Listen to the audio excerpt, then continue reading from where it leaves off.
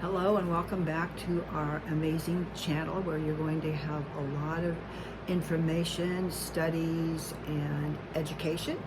And I would like to talk to you about the first book that I was commissioned to write 23 years ago. It was an amazing time when God set me apart for 3 solid years. The name of the book is second edition, Prayer Strategy, God's Provocative Plan for Wealth. And that doesn't just mean material blessings, but it means how to operate your life through intimacy with God and a life of prayer. If you would like to purchase this book, it's sold on Amazon.com, or you can connect with me personally and we'll see what we can do. But I would just recommend Amazon.com. All right, the first chapter is basically the benefits of ministering to the Lord first. Do you know that ministering to the Lord is to worship God, to extend your heart and hands to Him, and to engage Him, and to be quiet and sit before Him? Maybe that isn't a revelation to you. But let me tell you, I'm going to read just a little bit from the very first page. And most of us don't understand that we don't have that relationship with Him at the level necessary for all of our successes. All right, Exodus 21:3 says, "And God spoke all these words, saying, I am the Lord your God, who brought you out of the land of Egypt, out of the house of bondage. You shall have no other gods before me."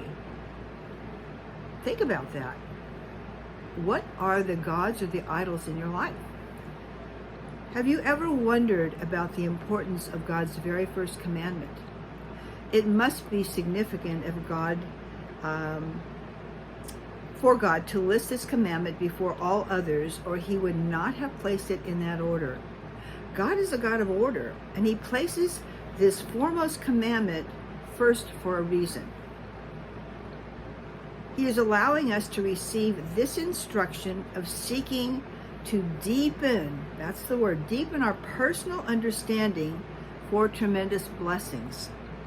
Our personal understanding for tremendous blessings and knowledge through communication with the divine nature. We begin a journey to walk in bridal intimacy. That's part of what Ketubah is about. We're going to introduce and study 2 Ketubahs, but bridal intimacy is a betrothal and a little marriage to God, to lordship, to sonship. And the intimacy is completely enraptured, as if you were madly in love with the companion that you're going to be marrying. So bridal intimacy and love, wow. I mean, it's just, if you're a male, it's still the same thing. You're enraptured with the beauty and the significance and the power of this amazing woman that God gave you. And that's how we should look at Him, that He has given us this amazing relationship with Him. God knows that if your priorities are right, then everything else in your life will fall into place. He knows if you obey His first commandment, how about that? Blessings will follow, intimacy will follow, and protection will follow. God's first commandment is this, Exodus 20:3. You shall have no other gods before me. God not only commands His children to have no other gods before Him, but He also warns us what can happen to those who disobey the command. The first gives us the instruction and then tells us why we need to follow it. We can see the consequences of disobedience in another scripture that parallels with this first commandment. Deuteronomy 6:13 and 15. You shall fear the Lord your God and serve Him, and you shall take oaths in His name. You shall not go after other gods, the gods of the peoples who are all around you, for the Lord your God is jealous, and God among you, lest the anger of the Lord your God be aroused against you and destroy you from the face of the earth.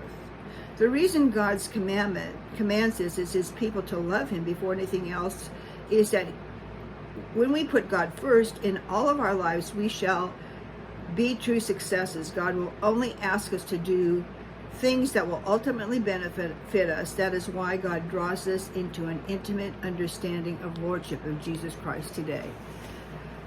Wow. I know that's a mouthful, excuse me. But it's that relationship. And with all the chaos around you and all the question marks that you have and the things that you just kind of push back, wouldn't it be much more fun to just say, God, I am ready. I want that love. I want to connect with you. I want to be enraptured by you. I want to have you as my ketubah, as my betrothed, and I want intimacy. I want friendship. I want courtship. So let's get started on the foundational things so that we can just soar in times that nobody else can wrap their brain around it. But you are going to have the answers, and we're going to help you get there. So keep watching. It's going to be a little bit different. We're going to get some interviews on here. We're going to talk about health and wellness, and we're going to help people who really want to have a solid family, a solid commitment, an amazing marriage, governmental children. How do you raise them from the beginning? How do you protect them from the ills of society and the world that we live in today? Alrighty.